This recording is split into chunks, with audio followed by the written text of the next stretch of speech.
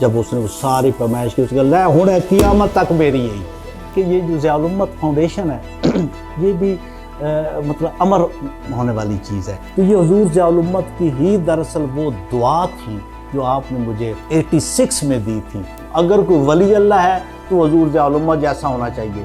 تب G D pilot کے لیے اس وقت امتحان ہوا کرتا. اب میں نے وہ امتحان کیا، وہ بھی میں نے پاس کر لیا. میں مسجد نصیب دریائی کے پاس سے پہلی دفعہ جا رہا تھا دارالعلوم کے دروازے کی طرف. آپ اندازہ کر سکتے ہیں کہ وہ ہمیں اس طرح بلائیں اور لیتے تھے اور اس طرح بوسے دیتے تھے کہ اپنے سگی اولاد کو کوئی نہیں دے. آپ کے جسم سے نکلنے والی وہ جو آپ سے کسی نے پوچھا کہ کسی جسٹس نے، آپ کے کلیگ نے پوچھا کہ آپ نے کبھی گالی بھی دی ہے؟ اللہ تعالیٰ کے پروٹیکٹڈ انسان. جزاک اللہ. بڑی بسم اللہ الرحمن الرحیم. ماجد صاحب بہت شکریہ، آپ تشریف لائے ہیں. اور میں شروع میں آپ کا بہت شکریہ بھی ادا کرتا ہوں اور آپ کو خراج تحسین بھی پیش کرتا ہوں کہ آپ ماشاءاللہ ایک اتنا خوبصورت کام، آپ پوری سینچری کو یوں سمو رہے ہیں ایک چھوٹے سے چپ کے اندر کہ انشاءاللہ جو تا قیامت موجود بھی رہے گی اور اس کا لوگوں کو فائدہ بھی بہت پہنچے گا. دارالعلوم محمدیہ غوثیہ بذات خود بھی ایک بڑی ہی خوبصورت قسم کی ہماری تحریک ہے جو ایک مرد کلندر نے، ایک مرد درویش نے، ایک ولی اللہ نے شروع کی تھی، اور الحمدللہ اس کو اسی طرح کے مرد کلندر، مرد درویش اور مرد آہن جو آگے لے کے چل رہے ہیں. یہ اللہ کا خاص احسان ہے اس تحریک پہ کہ اس میں آپ جیسے لوگ بھی شامل ہوتے چلے جا رہے ہیں اور ایسے ایسے لوگ اس میں آ رہے ہیں کہ ہم اب بس ان کی تعریف ہی کر سکتے ہیں ماشاءاللہ، اور دعا کر سکتے ہیں کہ اللہ تعالیٰ ان کو جزائے خیر دے اور ان کے حوصلے اور صلاحیتوں میں اور اضافہ فرمائے. آپ نے یہ کیمرہ آن کرنے سے پہلے میرے ساتھ جو مختصر سی گفتگو کی، اس سے مجھے یہ اندازہ ہوا ہے کہ آپ میرے بارے میں یہ جاننا چاہتے ہیں کہ میرا اس تحریک کے ساتھ جو تعلق رہا ہے وہ شروع کیسے ہوا.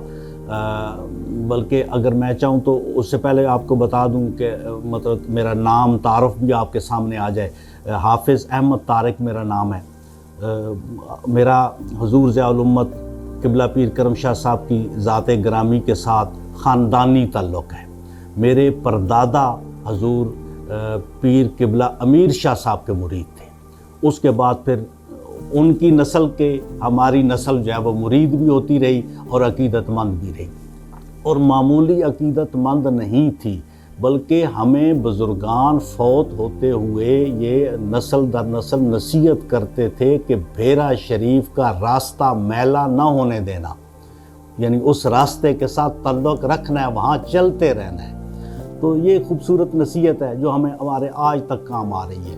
اب میرا بڑا جو خاندانی تعلق ہے آپ کے ساتھ اور ہمارے اوپر اللہ نے جتنی نوازشات اس خاندان کے وسیلے سے کی ہیں ان کی ایک لمبی تفصیل ہے.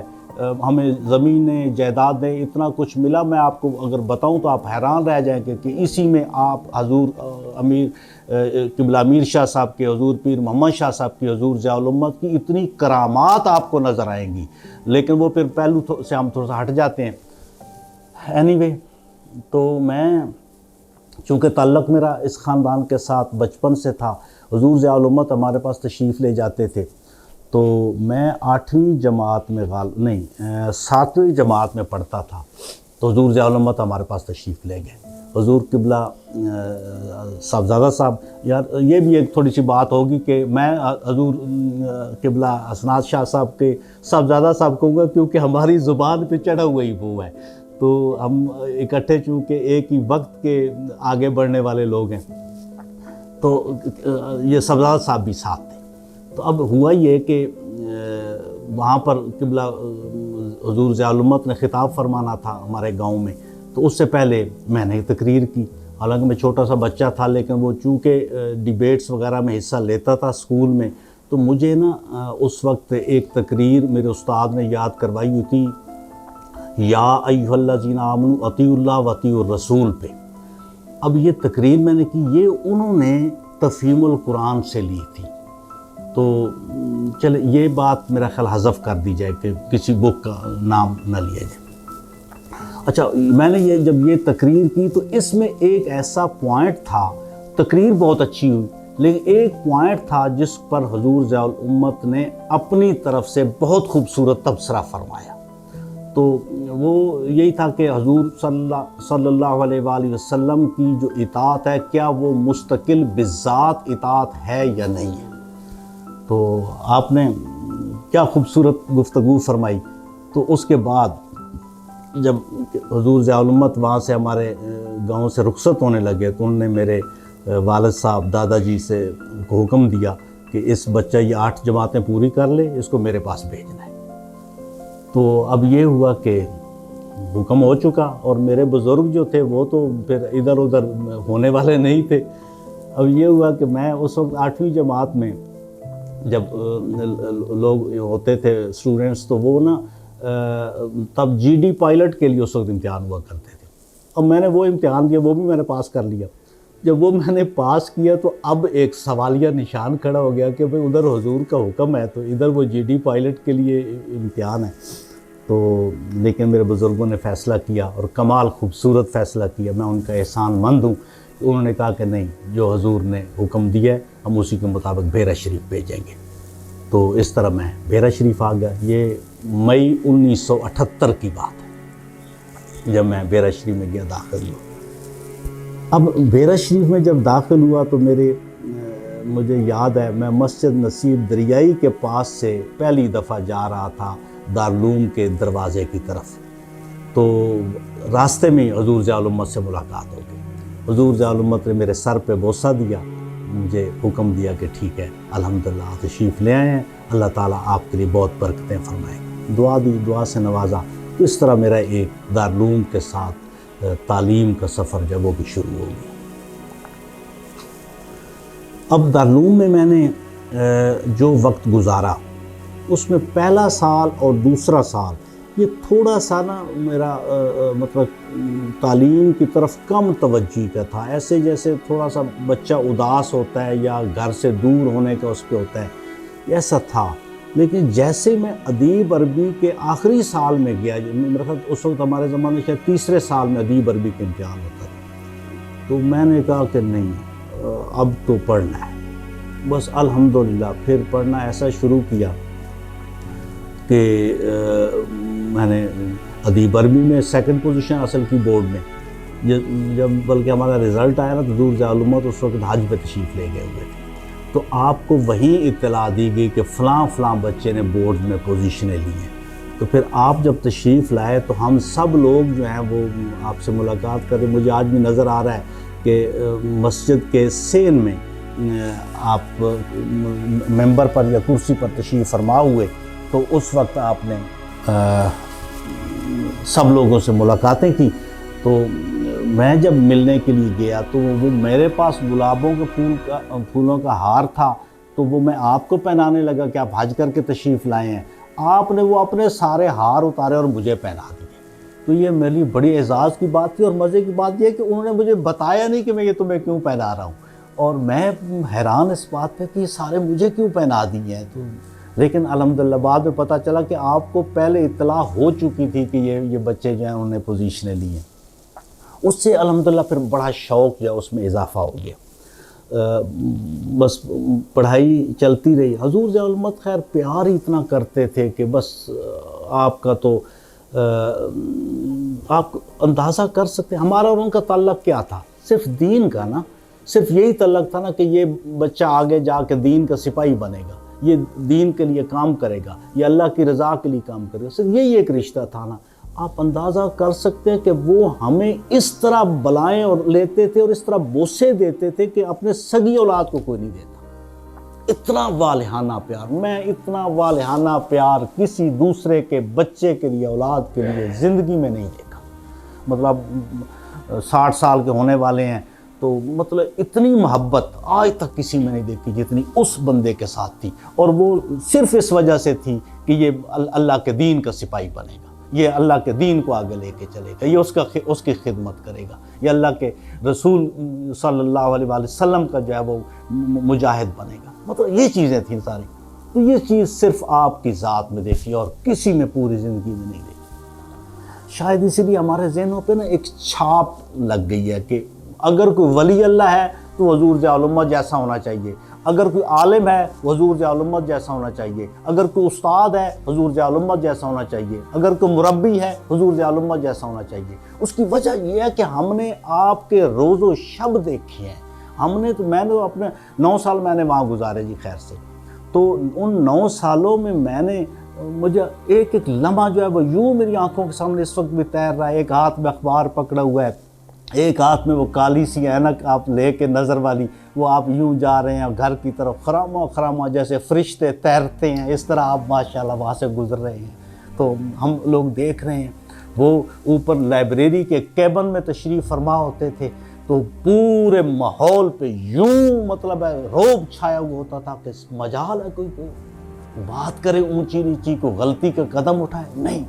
آپ نے کبھی کسی کو جھڑکا نہیں، کبھی کسی کو ناراض نہیں ہوئے، لیکن ولایت کا، آپ کے مقام کا، آپ کی موجودگی کا اتنا رعب ہوتا تھا کہ پورے دارالعلوم میں ایک الحمدللہ ایک خوبصورت ترین فضا ہوتی تھی۔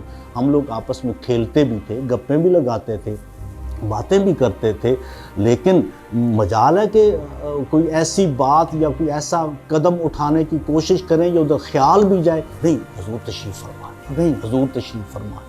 تو آپ کے وجود ہی باعث برکت تھا، آپ کا وجود سے نکلنے والی شعائیں اس پورے علاقے کو منور کیے رکھتی تھیں، آپ کے جسم سے نکلنے والی وہ جو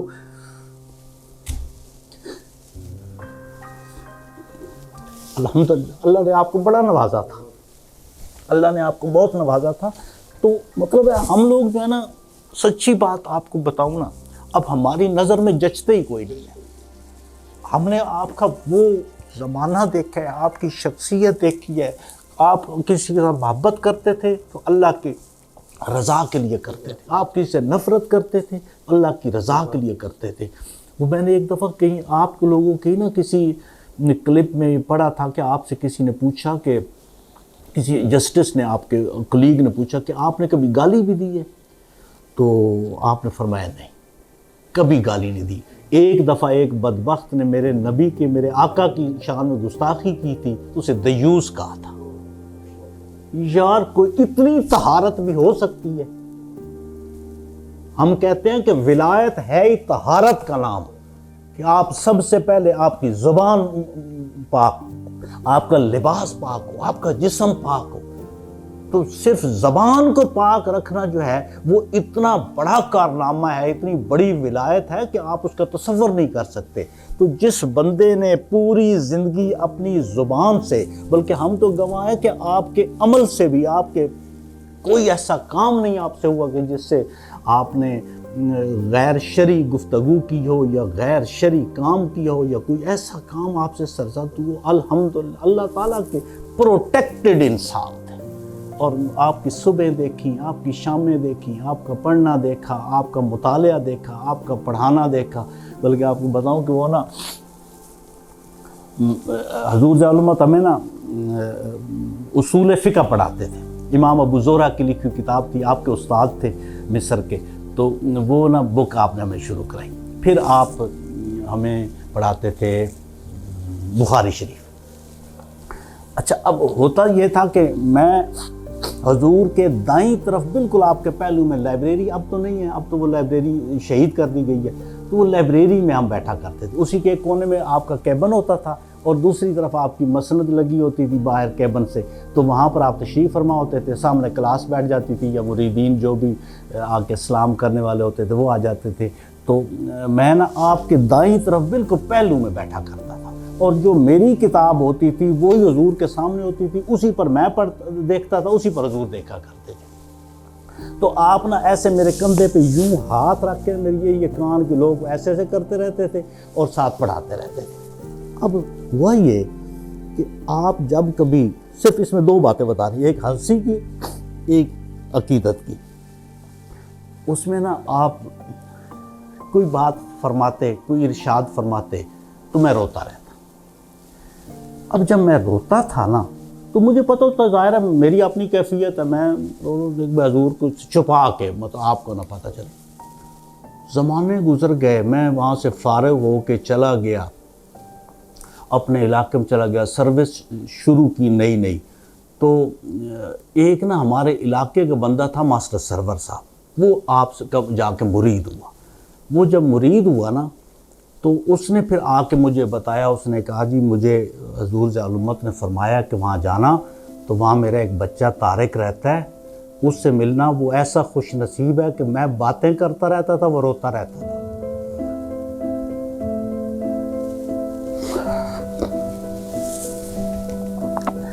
میں سمجھتا تھا کہ میرے آنسو کا کسی کو پتہ نہیں ہے. اس کو اللہ نے اتنا میرے حال سے واقف کیا تھا, وہ ہمیں پتہ تھا کہ کس کی کیا کیفیت. چلیں بات کو تبدیل کرتے, جذباتی بات ہو گئی ہے. تو آپ نا انگلینڈ تشریف لے گئے. انگلینڈ سے جب آپ واپس تشریف لائے تو اچھا آپ جو ہنسی والی باتیں ہوتی تھیں اس کو بڑا انجوائے کرتے تھے اور بڑے خوش طبعی کے ساتھ. اور میں تو سمجھتا ہوں کہ ولی اللہ کی اگر آپ نے کوئی دوسری نشانی دیکھنی ہو نا, وہ یہی ہوتی ہے کہ وہ خوش طبع ہوتا ہے. وہ جس طرح نا کہ الا ان اولیاء اللہ لا خوف علیہم ولا هم یحزنون, کہ ان کو کوئی غم فکر نہیں ہوتا. یہ ان کے نظر آتا ہے آپ کو. یہ ولی اللہ کی ایک نشانی ہے. اگر کوئی ایک نشانی دیکھنی ہو نا تو سیدھا آپ دیکھ لیں کہ بندہ خوش ہے یا کسی غم میں مبتلا ہے. ٹھیک, ان کے غم ہوتے ہوں گے لیکن وہ اتنے نیچے دبے ہوئے ہوتے ہیں کہ ان کا اطمینان اور غم و حزن سے پاک ہونا جو ہے وہ ہر کسی کو نظر آ رہا ہوتا ہے. تو وہ پھر جب آپ تشریف لاتے تھے نا باہر سے, تو پھر وہاں کے قصے کہانیاں سناتے تھے. انگلینڈ سے ایک دفعہ تشریف لائے تو ہم اسی طرح پڑھنے کے لیے بیٹھے تھے. تو وہ پھر میں تھوڑا سا نا ایسے, مجھے چونکہ پیار فرماتے تھے تو اس لیے میں تھوڑا سا بے تکلف ہو جاتا تھا, بات کر لیتا تھا کھلی. تو انہوں نے سنایا, انہوں نے کہا یار مجھے تو نا وہاں بس کھانے میں شک ہی پڑا رہتا ہے کہ پتہ نہیں یہ کیا چیز پکی ہوئی ہے, حلال ہے حرام ہے کیا ہے. تو میں تو پھر ایسے کرتا ہوں, میں ڈبل روٹی لیتا ہوں, ساتھ دودھ لیتا ہوں, وہ کھا لیتا ہوں. تو میں نے کہا کہ حضور یہ پک ہوندہ نہیں کہ بھئی دودھ جڑا مجھ دے ہی ہے. آپ نے اتنا کہہ لگایا, بات تو ٹھیک ہے, میں یہ بھی دیکھوں گا. تو آپ کا شخصیت کا بڑا جو ہے نا وہ ہم سب پہ اثر تھا, اور ہم سب لوگ بڑا آپ سے, ہماری کوشش خواہش ہوتی تھی کہ آپ کی قربت نصیب ہو. خاص طور پہ عصر کی نماز کے بعد آپ جب ختم خواجگان کے لیے تشریف رکھتے ہیں نا, اس وقت ہماری کوشش ہوتی تھی کہ ہم آپ کے حلقے میں جا کے بیٹھیں, آپ کی باتیں سنیں, آپ کے ارشادات سنیں. وہاں بعض دفعہ جلدی میں نہ اگر ہوتے تو پھر کچھ دیر بیٹھتے تھے, سب کے ساتھ بات کرتے تھے. یہ بڑا زبردست قسم کا تھا وہاں کے. اچھا آپ کو باقی دوستوں نے بتایا ہوگا کہ ہمارے جو اساتذہ کرام تھے نا, وہ بھی بس آپ یوں سمجھیں کہ ٹرو قسم کے فالورز تھے حضور ضیاء الامت. کیا سچے اور ڈیڈیکیٹڈ لوگ تھے. ہوئے ہوئے ہوئے یار, ان کی شخصیات کا یقین مانے, وہ نا جس طرح وہ کہتے ہیں نا کہ تاریخ ساز شخصیتیں ہوتی ہیں کہ جو ہمیشہ پیچھے بیک گراؤنڈ میں بیٹھے ہوتے ہیں, ان کو سامنے آنے کا شوق نہیں ہوتا, لیکن سارے کا سارا کام جو وہ کر رہے ہوتے ہیں. نوری صاحب قبلہ اللہ تعالیٰ ان کی قبر کو منور فرمائے. مطلب کتابیں کھول کے رکھی ہیں نا, وہ ہمیں صرف ناو تو بہت شروع میں پڑھاتے تھے, بعد میں پھر بڑی کلاسوں میں آ کے وہ پڑھاتے تھے اپنا تفسیر شریف, بیضاوی شریف. وہ جب پڑھاتے تھے تو وہ اس کی تیاری کرتے تھے باقاعدہ. تو وہ پھر 5-6 تفسیریں کھول کے بیٹھے تھے. ایک دن حضور ضیاء الامت اوپر تشریف لے, او اتنے خوش, دیکھو حضور تشریف لے, ماشاءاللہ نوکری لگو یا سب بڑے خوش ہوئے آپ کو. یار کیا ہو, چھوٹی چھوٹی باتیں حضور ضیاء الامت کو مسکرانا دیکھ کے ہم لوگ باغ ہو جاتے. آپ کا ایک جملہ سن کے, آپ کا ایک بات سن کے جو ہم لوگ جو وہ خوشی سے بھر جاتے تھے, کیونکہ اس میں ایک پورا جہان آباد ہوتا تھا. چھوٹی چھوٹی باتیں کرتے تو ہمارے لیے وہ اتنی مشعل نور ہوا کرتی تھی. ابھی ایک بات یاد آ رہی ہے, پھر وہ بھول نہ جائے. میں نا گیا کینیڈا میں, وہ بھی یہی جو میری پوزیشنیں تھی نا, وہ میری سلیکشن ہوئی تھی منسٹری آف ایجوکیشن کی طرف سے. پورے ملک سے 21 لوگ سلیکٹ ہوئے تھے. یہ وہ لوگ تھے جنہوں نے بورڈز میں پوزیشنیں لی تھی. وہ 200 کے قریب لوگ آئے تھے, ان میں سے میں بھی سلیکٹ ہوا اور میں دوسرے نمبر پہ تھا. ٹھیک ہے جی. اچھا, اب یہ کہ سلیکشن ہو گئی. یہ اس وقت پروگرام چلا کرتا تھا پاک کینیڈا کلچرل ایکسچینج پروگرام, اس میں گیا تھا. اچھا, اس میں جب میں گیا نا تو میں واپس آیا تو میں پھر وہ جس طرح ہم لوگ باہر کے ملکوں میں جاتے ہیں تو بڑے متاثر ہو کے آتے ہیں سارا کچھ. میں واپس آیا تو حضور صلی اللہ علیہ وسلم سے ملاقات کی, انہیں پھر سارے واقعات سناتا رہا کہ یہ ہوا, یہ ہوا, یہ دیکھا, اتنے اچھے ہیں, اتنا اخلاق ہے, اتنا ایمانداری ہے, اتنا یہ ہے وہ ہے. تو اس وقت میں ایک آپ کے خدمتگار ہوتے خان بیگ, وہ پھر میرا خیال شاید فوت ہو گئے ہیں, وہ بھی پاس بیٹھے تھے. اب میں سارا کچھ سناتا رہا. اب آپ کو تو ان سب چیزوں کا پتہ تھا, آپ سینکڑوں دفعہ یہ چیزیں دیکھ چکے تھے, تو لیکن آپ ہر بات پہ جو ہے نا ہنستے مسکراتے اور یوں مجھے تاثر دے رہے تھے کہ جیسے ان کو پہلی دفعہ ان باتوں کا پتہ چل رہا ہے. میں سناتا رہا تو وہ نا آخر پہ پھر جب بات میری ختم ہوئی پھر انہوں نے تبصرہ فرمایا. آپ نے تبصرہ فرمایا کہ اصل بات یہ ہے کہ میں وہ جیسے بات کی تھی نا کہ اتنی وزڈم کی بات ہوتی تھی کہ وہ ساری چیزوں کو سمو کے رکھ دیتے تھے. میں اس حوالے سے یہ بات یاد ہے تو وہ اس لیے آپ کو سنا رہا ہوں. آپ نے تبصرہ فرمایا, آپ نے فرمایا کہ اصل میں نا ان کا استاد بڑا سیانہ ہے. ان کے استاد نے ان کو یہ بات پڑھا دی ہے کہ اگر کسی جگہ کسی کا کوئی 5-10 ہزار کا بٹوا گرا ہوا نظر آ جائے اس کو اٹھا کے اصل مالک تک پہنچا دیا کرو. اگر کوئی کسی کی یہ اینک, پینسل, رومال یا کچھ چیز گری نظر آئے تو اصل مالک کو دیا کرو. یہ دیانتداری بڑی چیز ہوتی ہے. لیکن اگر کوئی ملک ہتھے چڑھ جائے تو اس کو کبھی نہ چھوڑنا.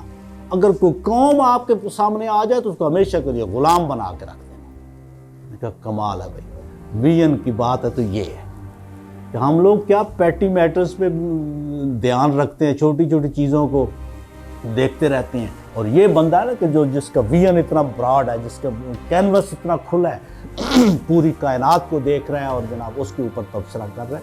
تو مطلب یہ چیز ہے کہ کس طرح وہ بات کو سم اپ کرتے تھے یا کس طرح بات جو اس کو سمجھاتے تھے.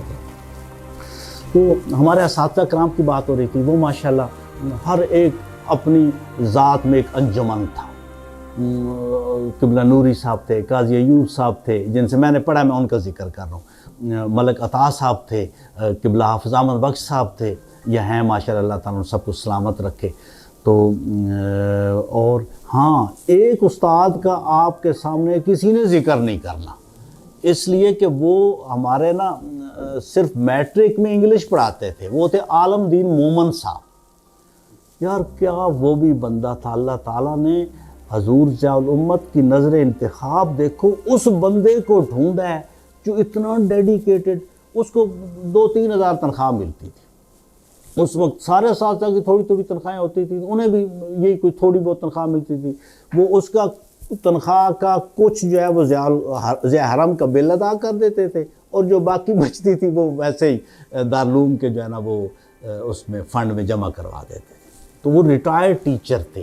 وہ دراصل علی گڑھ یونیورسٹی کے پڑھے ہوئے تھے. تو ان کی بہت ساری باتیں ہیں. انہوں نے مجھے انگلش انہوں نے پڑھائی اور مجھے اضافی وقت دے کے انگلش پڑھاتے تھے. اب میں اگلے دن بھی یاد کر رہا تھا کہ ان کے زمانے میں انہوں نے مجھے جو ایسیز لکھ کے دیے تھے نا, اس کے ابھی تک بھی مجھے کئی فکرے جو ہیں وہ یاد ہیں. 50 سال گزرنے کو آیا ہے تو ابھی تک وہ ایک وہ مطلب انہوں نے ایکسیڈنٹ پہ مجھے مضمون لکھ کے دیا. اس میں انہوں نے ایک فکرہ لکھا تھا جو میں ہر جگہ ہی اپنا کسی نہ کسی جگہ پر سیٹ کر لیتا ہوں. وہ تھا کہ death was roaming about on the highways. تو مطلب میں اتنا ادبی فکرہ مطلب زبردست. تو اس طرح کی بہت ساری چیزیں ان کی تھیں, کوٹیشنز تھیں جو مجھے یاد ہوئی. تو ان کا تذکرہ کرنا بڑا ضروری ہے, اس لیے کہ انہوں نے ہمارے بہت سارے بچوں کو پڑھایا ہے. اور بعد میں پروفیسر اسلم صاحب بھی تھے, لیکن وہ پروفیسر اسلم صاحب ایف اے کی کلاسز کو پڑھاتے تھے. تو میٹرک کی کلاسز کو عالم دین مومن صاحب پڑھاتے تھے, اور جب تک ان کی طبیعت ٹھیک رہی ہے وہ آتے رہے, پڑھاتے رہے. پرانی وضع کے آدمی تھے, کیا نہایت نفیس آدمی تھے, اللہ ان کو جزائے خیر دے. وہ نا ان کا بات یاد ہے کہ وہ پھر ایک ماہانہ میٹنگ ہوتی تھی نا قبلہ حضور ضیاء الامت کے ساتھ سارے اساتذہ کی. تو ان سے پوچھا حضور ضیاء الامت نے کہ مومن صاحب کیسا چل رہا ہے. انہوں نے پھر فارسی کا انہیں بڑا شغف تھا, انگریزی کے ماہر تھے, یعنی ان کا دعویٰ تھا کہ میں نے انگریزی کی پوری ڈکشنری رٹ چھوڑی تھی ایک زمانے میں. تو فارسی کا انہیں بڑا شغف تھا. تو وہ پھر نا ان کے پاس چٹکلے بہت ہوتے تھے. تو وہ پھر کہتے ہیں کہ جی حضور کشتی از جعفر زٹلی در بھمر افتادہ است ڈچکو ڈچکو میں کن دو چار دھکا پار شد. حضور ضیاء الامت بڑے انجوائے کرتے تھے ان کی اس طرح کی گفتگو کو. تو یہ ہمارے اساتذہ کرام تھے اس وقت عبدالرزاق صاحب ہمارے استاد تھے. ہاں, ایک ہمارے استاد محترم میاں افتخار صاحب چک حمید کے رہنے والے ہیں. 4 نمبر کمرے میں وہ ہوتے تھے. اب دیکھیں نا, ہر بندے کا اپنا سٹائل ہوتا ہے. قبلہ استاد نوری صاحب جو تھے نا, وہ جب کوئی پیپر لیتے تھے تو اس پیپر میں وہ نمبر نہیں لکھتے تھے, جتنی غلطیاں ہوتی تھیں اتنے ڈنڈے لکھتے تھے. لیکن دوسری طرف میاں افتخار صاحب تھے. میاں افتخار صاحب کا یہ طریقہ اور سٹائل تھا, وہ بندے کو اتنا بڑھا دیتے تھے کہ یار تیرے جو لائق تے ہے ہی کوئی نہیں, یار تو اتنا قابل آدمی ہے یار. مطلب بندے کو یوں لگتا تھا جیسے ان کی نظر میں مجھ سے زیادہ قابل لائق فائق ہے کوئی نہیں. وہ پھر بندہ بچہ کوشش کرتا تھا کہ اب ان کی نظر میں میرا وہ امیج کسی طرح خراب نہ ہو جائے. تو وہ ہر روز تیاری کر کے آتا, ہر روز. تو ان کا اس طرح ماشاءاللہ بڑا زبردست قسم کا کام تھا. تو ہر کسی کا اپنا سٹائل تھا.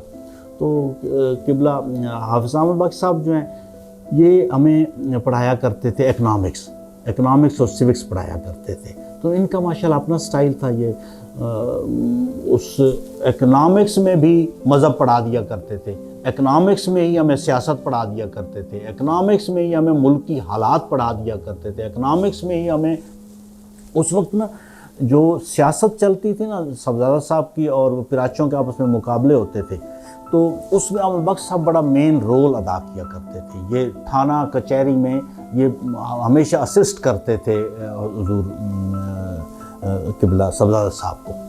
تو یہ پھر احمد بخش صاحب جو ہیں وہ اسی میں ہی اپنے وہ پوری جو سیاست تھی نا وہ بھی ہمیں سکھا دیتے تھے. اور ہم مطلب ہے اگرچہ مدرسے کے طالب علم تھے لیکن ہم اس سیاسی ماحول سے نابلد نہیں تھے.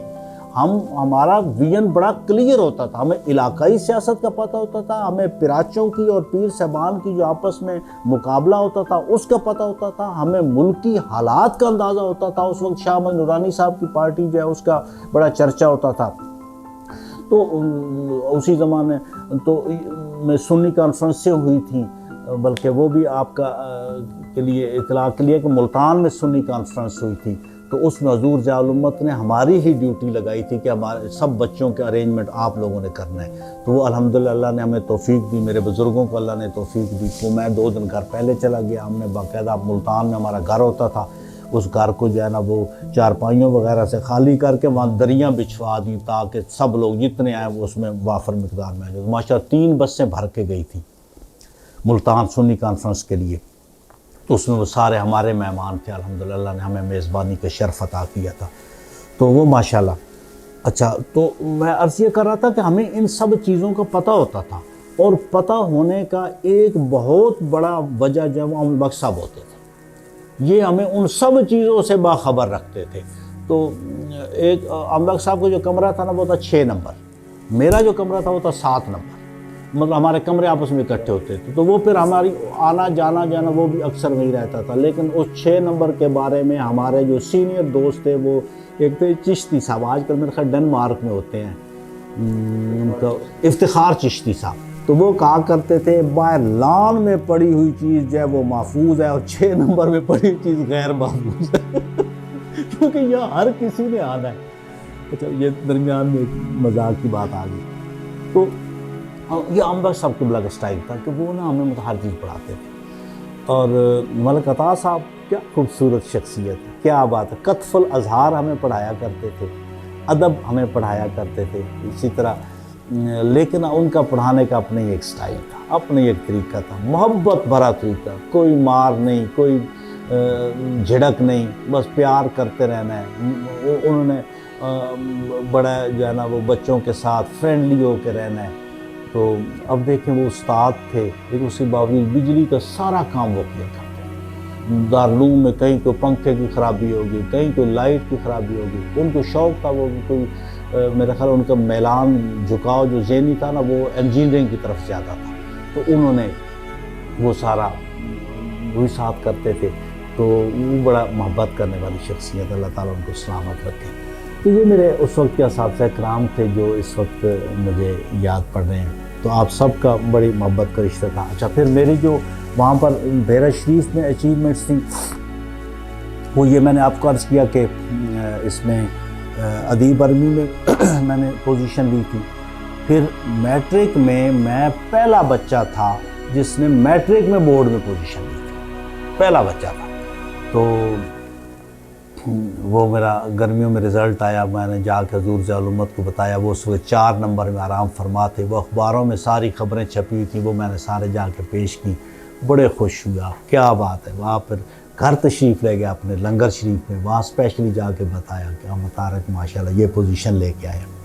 تو یہ بڑا، پھر ایف اے میں نے امتحان دیا، ایف اے میں پھر میں نے پوزیشن لی بورڈ میں، سرگودا بورڈ میں پوزیشن لی۔ اس وقت یہ بورڈ چھوٹے نہیں ہوتے تھے۔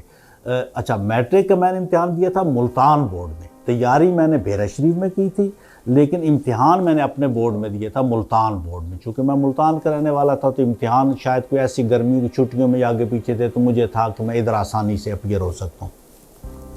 تو اس وقت جو ملتان بورڈ تھا اس میں ملتان بورڈ بھی شامل تھا، ڈیرہ غازی خان بورڈ بھی شامل تھا، سائیوال بورڈ بھی شامل تھا، یعنی یہ تقریباً آدھا پنجاب اس میں آتا تھا۔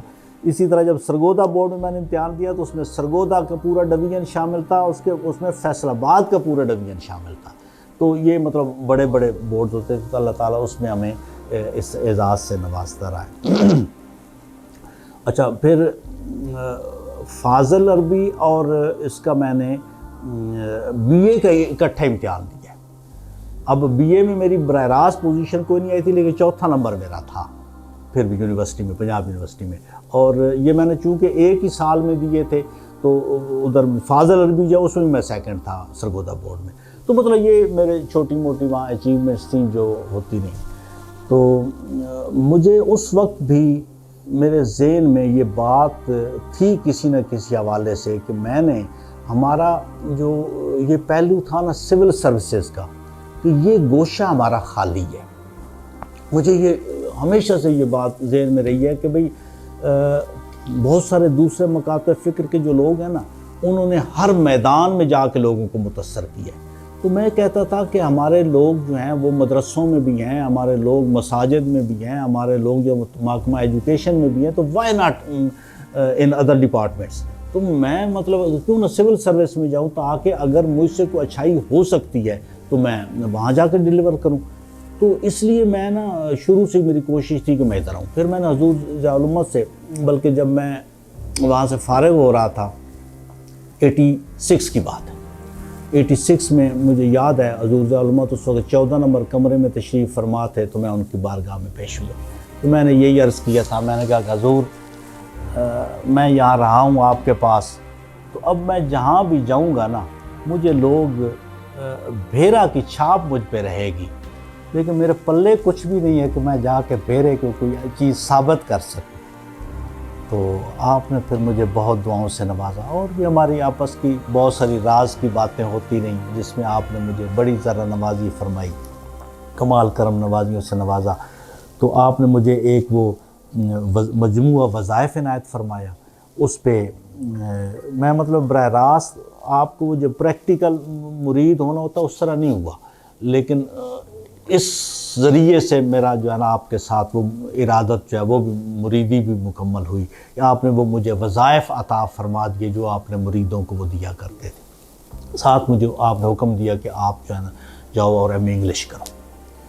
پھر میں آیا اور ایم اے انگلش کیا، تو اس کے بعد میں پھر مقابلے کے امتحان دیا، اور مقابلے کے امتحان دیا کہ پہلے میں نے سی ایس ایس کیا، سی ایس ایس میں میری پسند کا گروپ مجھے نہیں ملا، میں سی ایس ایس میں سلیکٹ ہو گیا، لیکن مجھے میری پسند کا گروپ، مجھے ملٹری لینڈ اینڈ کنٹونمنٹ ملا تھا، میں ایڈمنسٹریشن میں آنا چاہتا تھا، تو مجھے پسند کا گروپ نہ ملا، تو وہ پھر میں نے جوائن نہیں کی، یہ پی سی ایس کیا، ادھر آ گیا۔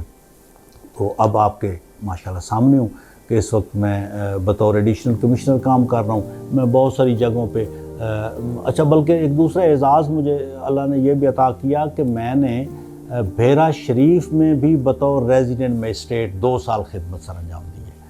تو جس جگہ پر بندہ اسٹوڈنٹ کے طور پہ رہا ہو، جن گلیوں میں، اور مجھے بڑا فائدہ ہوتا تھا کہ میں نے جناب گلیوں میں سے گزر جانا، میں نے دیکھی تو پہلے تھی ساری، گزر کے کہیں جناب جا کے ریٹ چیک کرانا، کہیں اور کوئی ایکٹیویٹی ہے وہ پتہ کر لینا، تو مجھے اس حوالے سے بڑا ہوتا تھا۔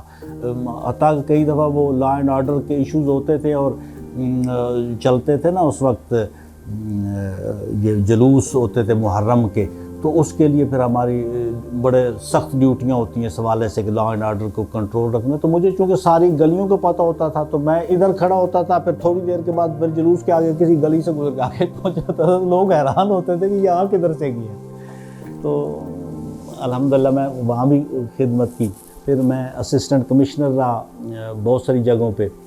سرگودا میں بڑا عرصہ میں نے سروس کی ہے، وہاں کارپوریشن میجسٹریٹ کے طور پہ بڑی نوکری کی ہے، اسسٹنٹ کمشنری کے طور پہ وہاں رہا ہوں، سرگودا کی ساری تحصیلوں میں رہا، پھر آگے آپ کے چکوال ڈسٹرکٹ میں بہت ساری نوکری کی، وہاں چکوال میں اسسٹنٹ کمشنر، تلا گنج میں اسسٹنٹ کمشنر، چوہا سیدن شاہ میں اسسٹنٹ کمشنر، پھر جیلم میں ماشاءاللہ بہت کی، یہاں پر سہاوا میں اسسٹنٹ کمشنر، جیلم میں اس طرح یہ چلتا رہا۔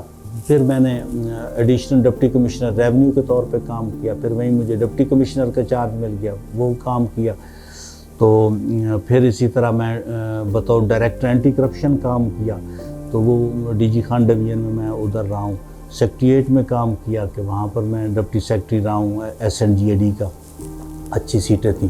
اور اب ماشاءاللہ ادھر بطور ایڈیشنل کمشنر جو ہے وہ کام کر رہا ہوں۔ یہاں میرے پاس ریونیو کے معاملات ہوتے ہیں، جتنے بھی زمینوں کے کیسز کے ڈی سی صاحبان اور اے ڈی سی آر صاحبان فیصلے کرتے ہیں، ان کی اپیلیں یہاں ہمارے پاس آتی ہیں، تو ان کا ہم نے یہاں فیصلہ کرنا ہوتا ہے۔ اب یہ ہے کہ میں یہ اپنی شیخی بکھارنے والی بات نہ آ جائے، شاید یہ اسی تربیت کا اثر ہے، یہ اسی دارالعلوم میں پڑھنے کا جو ایک تھا یا تربیت کا جو موقع ملا، اسی کا ہی شاید یہ کمال ہے کہ الحمدللہ آج تک پوری زندگی میں کوئی ایک بھی کیس ایسا نظر نہیں آتا کہ جس میں کسی خوف کی وجہ سے، کسی لالچ کی وجہ سے، کسی دباؤ پریشر کی وجہ سے کوئی کسی کا حق بنتا اور اس کو نہ دیا۔ مجھ سے غلطیاں ہوئی ہوں گی لیکن میری کسی کیس میں بدنیتی شامل نہیں ہوگی۔ بطور انسان غلطیاں ہو جاتی ہیں، ڈھیر سارے فورم بنے ہوئے ہیں، ایک طرف سیشن جج جو ہے وہ پھانسی کی سزا دیتا ہے، ہائی کورٹ اس کو بری کر دیتی ہے، مطلب ہر بندے کی اپنی اپروچ ہوتی ہے، لیکن یہ ہے کہ اس میں بدنیتی نہیں ہونی چاہیے۔ الحمدللہ میں اللہ کا شکر گزار ہوں کہ آج تک کسی بھی کیس میں میری بدنیتی شامل نہیں ہوئی۔ تو یہی وجہ ہے کہ اللہ تعالیٰ نے ہر جگہ بڑی عزت سے نوازا ہے، بہت پیار کرتے ہیں۔ اپنے طور پہ میری طبیعت میں دارالعلوم کی اس تربیت کا بڑا اثر ہے، وہ اس طرح ظاہر ہوتا ہے کہ میں اپنے جونیئر کا بھی احترام کرتا ہوں، اس کو بھی اٹھ کے گلے لگا کے ملتا ہوں، میں اپنے سینئر کا بھی احترام کرتا ہوں، میں عام پبلک کا بھی احترام کرتا ہوں، اور جب کبھی پتہ چل جائے کہ یہ مستحق ہے تو آؤٹ آف وے جا کے اس کی مدد کرنے کی کوشش کرتا ہوں۔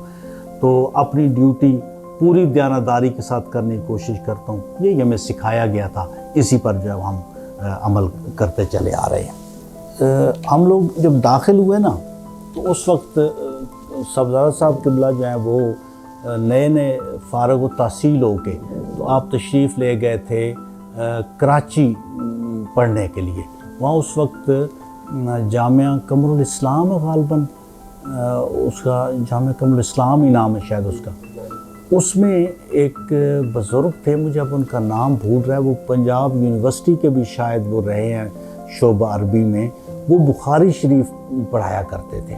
یہ بخاری شریف وہاں پڑھتے رہے ہیں، اور وہاں ان سے انہیں قبلہ احمد بخش صاحب تھے، میاں افتخار صاحب تھے، اور حضور صفدر صاحب تھے۔ یہ وہاں کراچی میں باقاعدہ پڑھتے رہے۔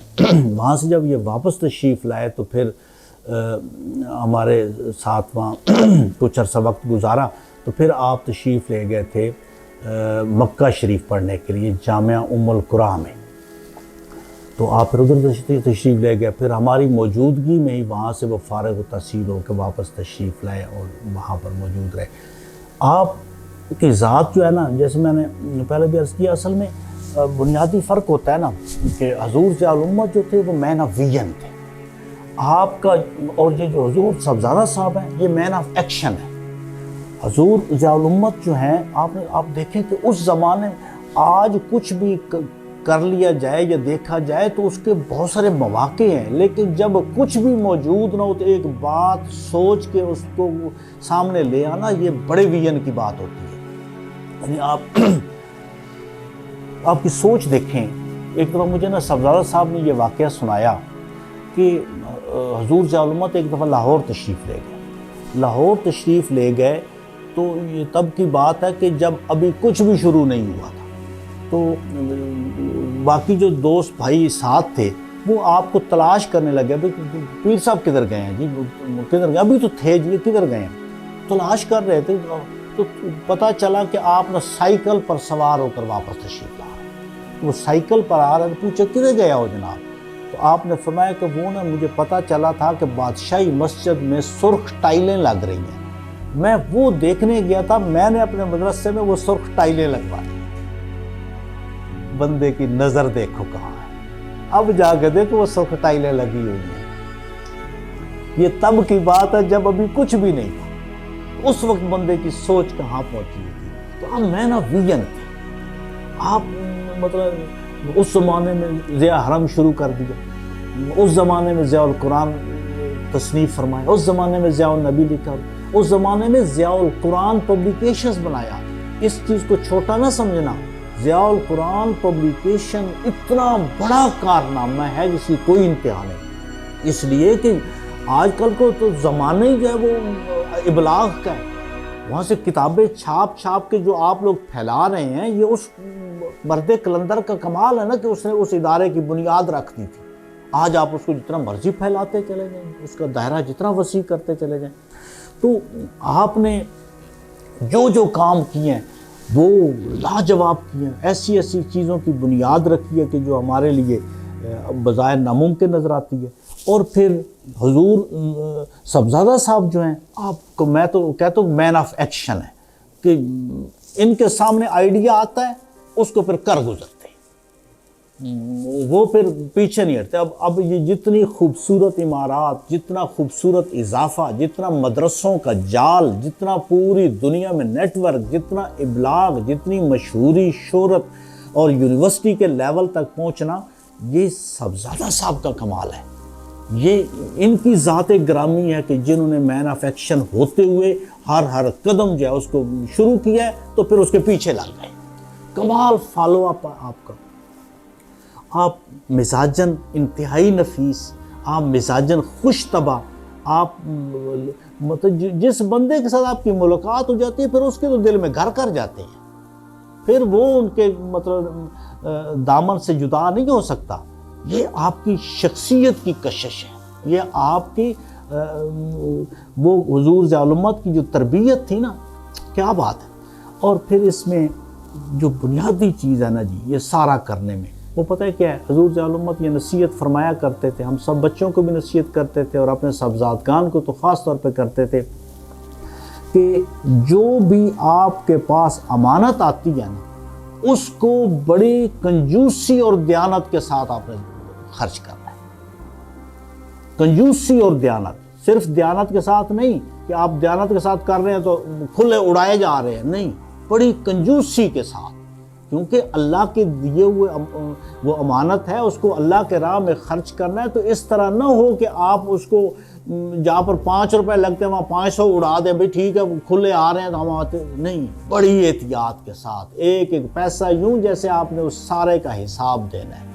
تو حضور صاحبزادہ صاحب جو ہے نا، قبلہ اسناد شاہ صاحب، ان کا کمال یہ ہے کہ انہوں نے ایک ایک پیسے کو کنجوسی اور دیانت کے ساتھ خرچ کیا ہے۔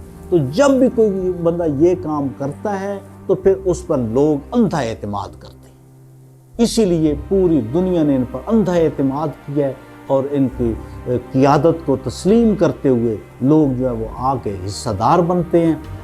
اور الحمدللہ کہاں سے کہاں تک پہنچ جاتے ہیں، اور پھر آپ انتھک قسم کی ایفرٹ کرتے ہیں۔ تو یہ ساری وہ چیزیں ہیں جو کہ لازمی انگریڈینٹس ہیں ترقی کے، کامیابی کے، وہ اللہ تعالیٰ نے آپ کو وافر مقدار میں دی ہے۔ آپ کا شروع سے ہی سیاست میں ایک رول رہا ہے۔ یہ جو تحریک ختم نبوت چلی تھی نا، تو اس میں آپ کی تنظیم ہوتی تھی باقاعدہ، تو الفتح، اس تنظیم کا صرف ایک عہدہ تھا، قائد الفتح، اور وہ اسرار صاحب تھے، ٹھیک۔ اسی میں پھر مرزائیوں نے آپ پر حملہ بھی کیا، آپ پر فائرنگ بھی کی گئی۔ اگر آپ کو اندازہ ہو بیرہ شریف کا، تو جو دارالعلوم کی بلڈنگ ہے نا، اس کے اس طرف ایک مکان ہوا کرتا تھا، اس مکان کا ایک بڑا سا پھاٹک جو ہے وہ ہوتا تھا، جب القمر کی طرف سے آپ آتے ہیں نا تو سامنے وہ نظر آتا تھا۔ پھر بعد میں وہاں پر مختارے نے دکان بنا لی تھی، وہاں پر ایک بڑا سا پھاٹک ہوتا تھا، تو وہاں پر آپ ویسپا اسکوٹر آپ کے پاس ہوتا تھا، اس پہ آپ آ رہے تھے، تو مرزائیوں نے یہ جو دارالعلوم کی پچھلی گلی ہے نا، یہاں سے فائرنگ کر کے پھر یہاں سے وہ لوگ واپس بھاگ گئے تھے۔ تو اس فائرنگ کے باقاعدہ گولیوں کے نشان بڑا عرصہ تک ہمارے زمانے میں موجود ہوتے تھے اس پھاٹک کے اوپر، وہ لوہے کی چادر لگی ہوئی تھی، اس کو کراس کر گئی تھی، اور اللہ نے آپ کو محفوظ رکھا تھا۔ تو آپ نے کمال مہارت کے ساتھ اس تحریک کی قیادت کی اور مجاہد ختم نبوت بنے، اور ماشاءاللہ آپ کی تنظیم جو ہے وہ پورے ضلع میں پہچانی جاتی تھی۔ آپ کے باقاعدہ ورکرز تھے، آپ کے باقاعدہ جو وہ کامریڈز تھے، وہ جناب آ جاتے تھے کہ آپ کی قیادت کے لیے، تو آپ ان سب کی قیادت فرماتے تھے، اور اللہ نے آپ کو بڑی عزت سے نوازا۔ تو آپ کا یہ جو کارنامہ ہے مجاہد ختم نبوت ہونے والا، یہ بڑا انمٹ قسم کا کارنامہ ہے۔ تو اسی سے پھر آپ آگے چل کے آپ نے اپنی سیاست کو مزید آگے بڑھایا۔ اس زمانے میں نوریات نون اس علاقے کا ایک سرکردہ آدمی ہوتا تھا، یہ آپ کو شاید پتہ ہوگا کہ فیروز خان نون ایک پاکستان کے پرائم منسٹر ہوا ہے۔ تو یہ جو تھا اپنا نوریات نون، یہ بیٹا تھا اس کا فیروز خان نون وزیر اعظم کا۔ جس وقت حضور صاحبزادہ صاحب جو ہے نا وہ نئے نئے فارغ ہو کے آئے نا کالج سے، آپ نے پہلے یہاں پڑھا دارالعلوم میں، یہاں سے فارغ و تحصیل ہونے کے بعد پھر آپ گورنمنٹ کالج لاہور پڑھتے رہے۔ جب وہاں سے وہ فارغ ہو کے آئے تو آپ نے سوچا کہ بھئی میں یہ نوریات نون جو ہے وہ ہمارے علاقے کا بڑا آدمی ہے، تو اس سے جا کے ملاقات کرتا ہوں، تو اس سے کہتا ہوں کہ بھئی تم کو ایکٹیو رول ادا کرو سیاست میں، کیونکہ اس وقت پراچا صاحبان جو ہے نا وہ زیادہ تر سیاست پہ چھائے ہوئے تھے، اور پراچا صاحبان کے ظلم و زیادتی کی کافی ساری باتیں سامنے آتی تھیں، تو آپ کا دل کڑتا تھا کہ یار لوگ جو ہیں ان کو کوئی دوسرا دروازہ بھی تو نظر آئے۔ تو آپ نے نوریات نون سے ملاقات کی، انہوں نے کہا کہ جناب آپ ہمارے علاقے کے بڑے آدمی ہیں، آپ آئیں کہ لوگوں کی خدمت کریں، لوگوں کو کچھ حوصلہ تسلی دیں۔ ایک ہی گھر ہے جہاں پر لوگ جاتے ہیں، وہاں سے ظلم و زیادتی ہوتی ہے، پھر ان کو اور کوئی راستہ نظر نہیں آتا، تو آپ آئیں۔ تو اس نے کہا، نوریات نون نے، اس نے کہا پیر صاحب اسٹوڈنٹ ہوتے ہیں دو قسم کے۔ اب میں اس کی نیگیٹو بات سنانے لگا نوریات نون کی، جس وجہ سے میں اصل بات جس پہ میں اسٹیبلش یہ کرنا چاہتا ہوں کہ اس وجہ سے پیر صاحب کو سیاست میں آنا پڑا۔ اس نے کہا پیر صاحب اسٹوڈنٹ دو قسم کے ہوتے ہیں، ایک اسٹوڈنٹ وہ ہوتے ہیں جو سارا سال محنت کرتے ہیں، پڑھائی کرتے ہیں، اور جب امتحان ہوتا ہے تو پاس ہو جاتے ہیں۔ ایک اسٹوڈنٹ وہ ہوتے ہیں جن کی اور بھی مصروفیات ہوتی ہیں اور مشاغل ہوتے ہیں، پڑھائی کی طرف ان کو وقت نہیں ملتا، پڑھائی کی طرف ان کی توجہ نہیں ہوتی۔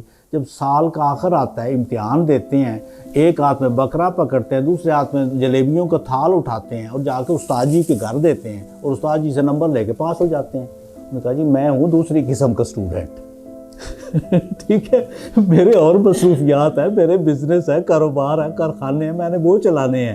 میں جب الیکشن آئے گا اس وقت ایک ہاتھ میں پیسے پکڑوں گا، دوسرے ہاتھ میں ڈالرز پکڑوں گا، چیزیں پکڑوں گا، لوگوں کے گھروں میں جاؤں گا، ان کو دوں گا ووٹ لے کے، تو کامیاب ہو جاؤں گا۔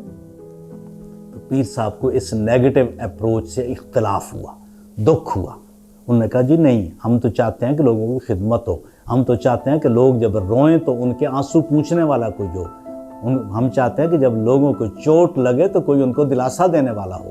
تو قبلہ پیر صاحب نے اس وجہ سے سیاست میں بھی قدم رکھا، اور گو کہ حضور ضیاء الامت کا بھی مزاج نہیں تھا، صاحبزادہ صاحب کو اس راستے پہ آنے کی مین وجہ میں نے آپ کو بتائی کہ یہ وجہ بنی، اور پھر آپ نے دونوں کاموں کو ساتھ لے کے چلنا ایک بڑا کارنامے کی بات ہے۔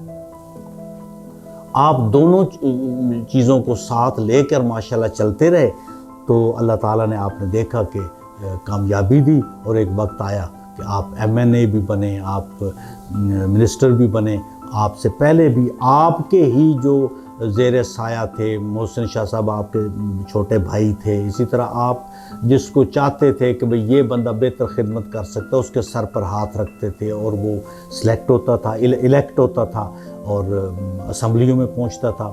بلکہ اس زمانے میں قبلہ پیر صاحب نے میاں نصیر ایک ہوتے تھے اس علاقے کے، انہیں مجلس شورا کا ممبر بنوایا تھا جنرل ضیاء الحق کو کہہ کے، صرف اسی مقصد یہی تھا کہ ساتھ ساتھ عوام کی یہ خدمت جو ہے یہ بھی چلتی رہے، یہ تھانہ کچہری میں بھی جو لوگوں پر ظلم ہوتے ہیں وہ بھی نہ ہوں، اس کے لیے بہتر لوگ سامنے آئیں اور وہ وہاں آ کے تو کام کرتے رہیں۔ صاحبزادہ صاحب جو ہیں وہ بڑے خوش مزاج ہستی ہیں، ان کے ساتھ ہمارا تعلق واسطہ جو ہے وہ بڑا پرانا اور بڑا محبت والا ہے، ہم پہ بہت شفقت فرماتے ہیں، ہمارے گاؤں میں گھر میں تشریف لاتے ہیں، ہماری ہر خوشی کمی پہ وہ شامل ہوتے ہیں۔ اللہ تعالیٰ ان کو جزائے خیر دے، اور اللہ تعالیٰ ان کی عمر دراز فرمائے اور ان کو صحت مند زندگی سے نوازے۔ اب آخر میں جمعے کو بھی ٹائم ہونے والا ہے، تو آخر میں ایک بات جو میں آپ کو گزارش کرنا چاہتا ہوں، جو میری شخصیت سے آپ کو بالکل نہیں لگتی ہوگی کہ مجھ جیسے ناکارہ انسان سے بھی اللہ تعالیٰ ایسا کام کرا سکتا ہے، وہ کسی کو بھی پتہ بھی نہیں ہے، لیکن اللہ نے مجھے یہ توفیق دی ہے، الحمدللہ ثم الحمدللہ الحمدللہ کہ اللہ نے مجھے توفیق دی ہے۔ تو میں نے نا یہ کتاب قرآن پاک کی تفسیر، آسان ترین تفسیر جو ہے اس کا لکھ رہا ہوں، تو اس کا پہلا والیوم ماشاءاللہ پبلش ہو گیا، الحیات اس کا نام رکھا ہے۔ تو اب یہ ایک تو قرآن پاک جو وہ حیات ہے، وہ زندگی ہے، نور ہے، دوسرا اس میں یہ ڈیڈیکیشن ہے میرے والد محترم کو، میرے والد صاحب کا نام حافظ محمد حیات ہے، تو اس طرح یہ دورہ کام ہے کہ یہ اللہ تعالیٰ اس کی برکت سے انشاءاللہ ان کی قبر کو منور فرمائے گا، یہ ایک ڈیڈیکیشن بھی ہے۔ تو یہ نا اس کے میں نے الحیات جو ہے یہ 3 حصوں پہ انشاءاللہ مشتمل ہوگی۔ پہلا اس کو 10 پاروں پہ میں نے تقسیم کی ہے۔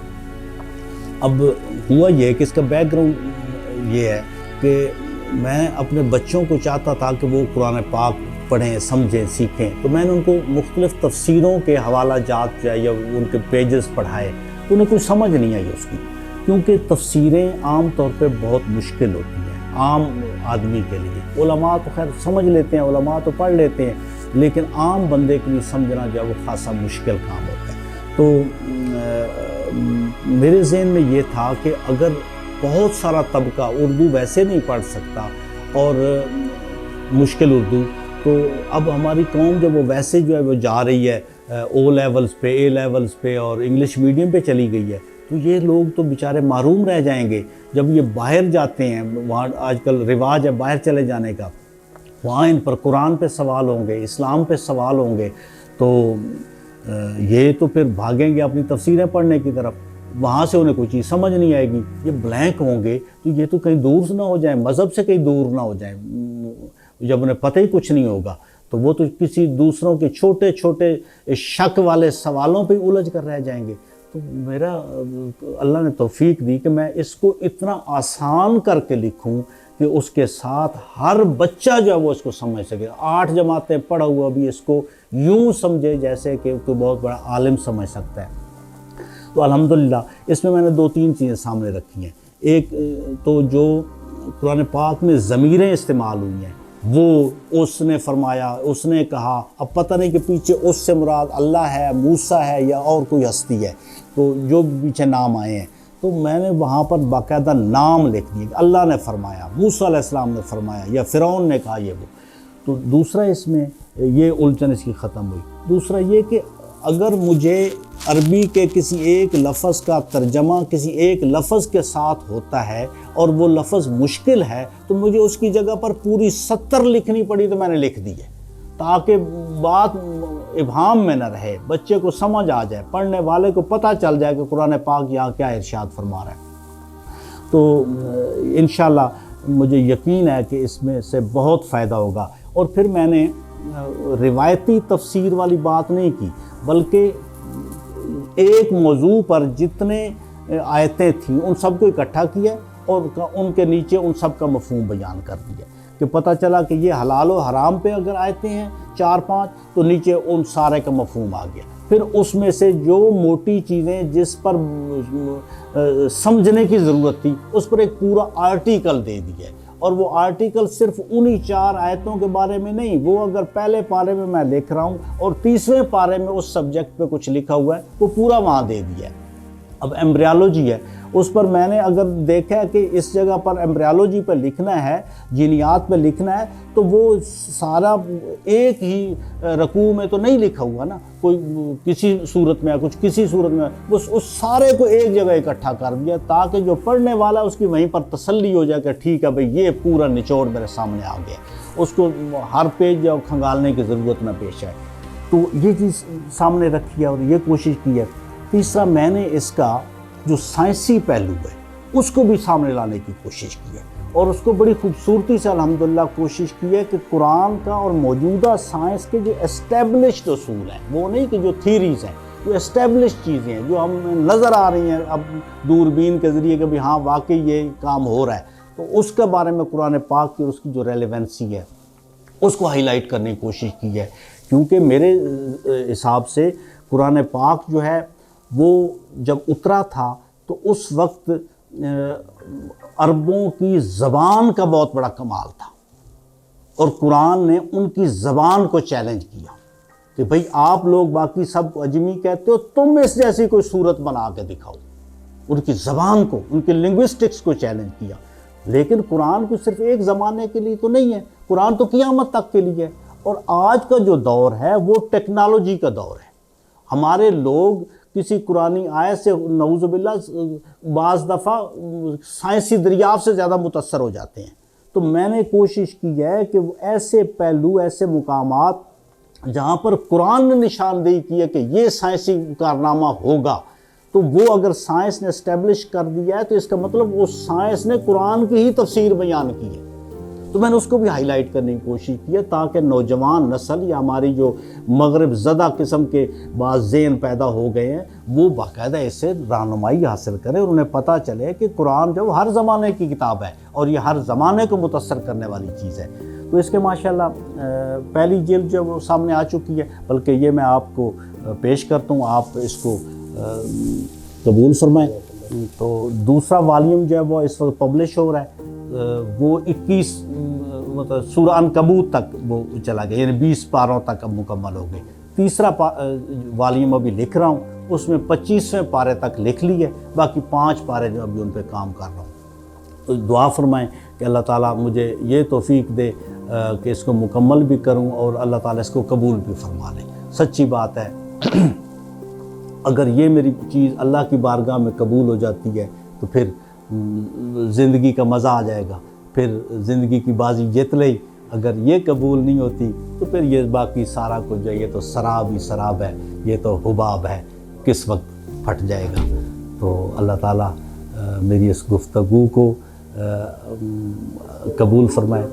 اچھا دیکھیں، جب میں رخصت ہو رہا تھا نا حضور ضیاء الامت کی بارگاہ سے، تو آپ کے ساتھ میں نے نا 2 باتیں کی تھی۔ میں نے کہا یا حضرت، ایک تو میں فقہ پہ کام کرنا چاہتا ہوں، دوسرا میں ضیاء القرآن کو انگلش میں ٹرانسلیٹ کرنا چاہتا ہوں، یا ضیاء القرآن کسی طرح خدمت کرنا چاہتا ہوں۔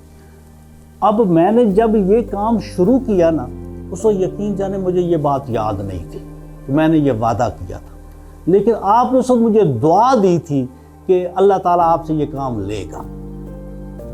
مطلب وہ جب میں شروع کر چکا، میں نے یہ پبلش ہوئی تو مجھے بات یاد ہے، میں نے کہا او یہ تو مجھے مرشد نے فرمایا تھا کہ یہ کام اللہ تجھ سے لے گا۔ تو یہ آج 50 سال کے بعد یہ وہ بات جو ہے نا وہ پوری ہو رہی ہے۔ یہ اللہ کے کمال قسم کے جو ہے نا وہ، جیسے وہ کہتے ہیں نا، ایک دفعہ حضور پاک صلی اللہ علیہ وسلم کی خدمت میں آپ کی رضائی بہن حضرت سیما حاضر ہوئی۔ وہ جو سیما آئی نا تو انہوں نے شیما میرا خیال ہے شیما، تو انہوں نے ان کے قبیلے کے بہت سارے لوگ جو ہیں وہ گرفتار ہو کے آ گئے تھے، بنی حوازن سے تھی، تو آپ نے ان نے آ کے تو کہا کہ میں آپ کی بہن ہوں، رضائی بہن ہوں۔ آپ نے فرمایا کوئی نشانی؟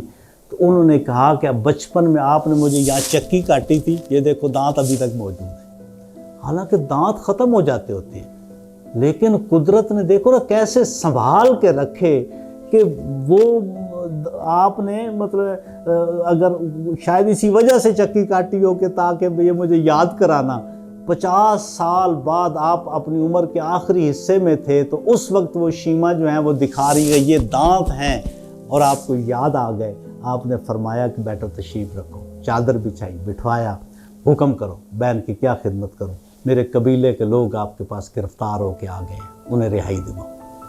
آپ نے فرمایا میرے حصے میں یہ 3 آئے ہیں، یہ لے جاؤ۔ اس نے کہا نہیں، لے جانا ہے تو 6000 لے جانے ہیں، میرا پورا قبیلہ ہے۔ تو آپ کے صحابہ تھے، ان سب نے کہا حضور آپ چھوڑ رہے ہیں تو ہمارے پاس جتنے ہم بھی دیتے ہیں۔ سارے واپس ہوئے اور پھر اللہ نے ان سب کو مسلمان کر دیا۔ تو مطلب یہ اللہ کے اپنے حکمتیں ہوتی ہیں کہ وہ کس طرح ایک چھوٹی سی چیز کو، ایک نشانی کو رکھتے ہیں، ایک دعا کو سنبھال کے رکھتے ہیں، اور ایک وقت آتا ہے کہ پھر اس پہ پوری ہو جاتی ہے۔ تو یہ حضور ضیاء الامت کی ہی دراصل وہ دعا تھی جو آپ نے مجھے 86 میں دی تھی، تو اب جا کے 2024 میں اللہ تعالیٰ نے اس کا نتیجہ اور رزلٹ جو ہے وہ دکھا دیا۔ اور میں آپ کا بھی شکر گزار ہوں کہ آپ تشریف لائے ہیں۔ آپ ضیاء الامت فاؤنڈیشن کے لیے جو خدمات سر انجام دے رہے ہیں، اور ساتھ یہ جو آپ نے زف اسٹوڈیو جو ہے وہ بنایا ہے، یہ بڑا کارنامہ ہے آپ کا، یہ بڑا کارنامہ ہے۔ دیکھو نا، ہمیں وہی کام کرنا چاہیے کہ جو لوگوں کی ڈیمانڈ ہو، جو اس وقت سکہ رائج الوقت ہو۔ ہمیں ایسا کاموں میں نہیں اپنا وقت برباد کرنا چاہیے کہ جس کو کوئی دیکھنے والا نہ ہو، کوئی سننے والا نہ ہو۔ ہم چاہتے ہیں کہ لوگ دین سے متاثر ہوں، ہم چاہتے ہیں کہ لوگ دین کی طرف راغب ہوں۔ جب ہم یہ چاہتے ہیں تو پھر ان تک ہمارا پیغام تو پہنچے نا، انہیں کم از کم ان کے کانوں کے پردوں پر کوئی دستک تو ہو کہ جس کے ساتھ وہ لوگ ہماری طرف توجہ کریں۔ جب کوئی دستک ہی نہیں دے گا، کوئی وہاں پر کنڈی نہیں کھٹکھٹائے گا، تو پھر کیسے وہ ادھر آئیں گے؟ یہ زف فاؤنڈیشن کا کمال ہوگا انشاءاللہ کہ یہ اس کو 4 دانگ عالم میں روشن کرے گی، انشاءاللہ یہ اس کو پیغام کو پھیلائے گی، اور اس کا اللہ تعالیٰ آپ کو اجر دے گا۔ اور یہ جو آپ کی ضیاء الامت فاؤنڈیشن کے کارنامے ہیں، سبحان اللہ، کیا بات ہے، وہ چیزیں امر ہو جاتی ہیں، وہ چیزیں کمال ہے۔ امر کا لفظ آیا تو یاد آ گیا کہ جب میں نے یہ اپنے الحیات جو ہے وہ حضور صاحبزادہ صاحب کو پیش کی نا، تو آپ نے مجھے یہی الفاظ ارشاد کیا، تو نے کہا کہ اب اللہ نے تجھے امر کر دیا ہے، اب جب بھی زندگی میں 100 سال بعد بھی بات ہوگی حافظ طارق، تو پتہ چلا اچھا آج ہم نے الحیات لکھی تھی، الحمدللہ، شکر الحمدللہ۔ تو وہ بات ہے کہ یہ جو ضیاء الامت فاؤنڈیشن ہے، یہ بھی مطلب امر ہونے والی چیز ہے کہ اتنے گھر بنا دی، سینکڑوں گھر آپ لوگوں نے فلڈوں میں کام کیا، آپ لوگ واٹر فلٹریشن پہ کام کر رہے ہیں، آپ لوگوں کو مسجدیں بنا کے دے رہے ہیں، ان کے گرے ہوئے گھر جو ہیں وہ بنا کے دے رہے ہیں، ان کے لیے پانی کا بندوبست کر رہے ہیں، تالاب بنا کے دے رہے ہیں، ان کے لیے ہسپتال بنا رہے ہیں، ان کے لیے ڈسپینسریاں کھول رہے ہیں، دوائیاں دے رہے ہیں۔ یہی مذہب ہے، یہی دین ہے، بہتے ہوئے آنسوؤں کو اپنے دامن میں جذب کرنا، یہی دین ہے۔ لوگوں کے رشتے ہوئے ناسور جو ہیں ان کے اوپر مرہم رکھنا، یہی دین ہے، یہی زندگی ہے، یہ آپ لوگ کر رہے ہیں۔ تو انشاءاللہ اب یہ قیامت تک رہے گا۔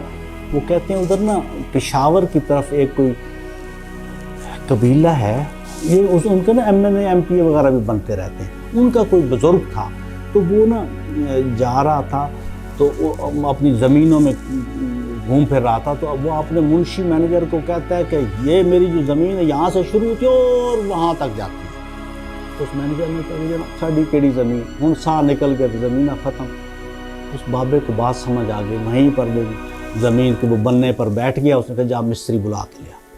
وہ گیا جی، وہ مستری بلا کے لایا، اس نے کہا یہاں اتنی جگہ پر جو ہے نا ایک مسجد بنا، اتنی جگہ پر جو ہے وہ ایک مدرسہ بنا، اتنی جگہ پر ایک ڈسپینسری یا ہسپتال بنا۔ جب اس نے وہ ساری پیمائش کی، اس نے کہا لے ہوں قیامت تک میری یہی، ٹھیک ہے۔ تو یہ چیزیں ہوتی ہیں جو قیامت تک رہتی ہیں۔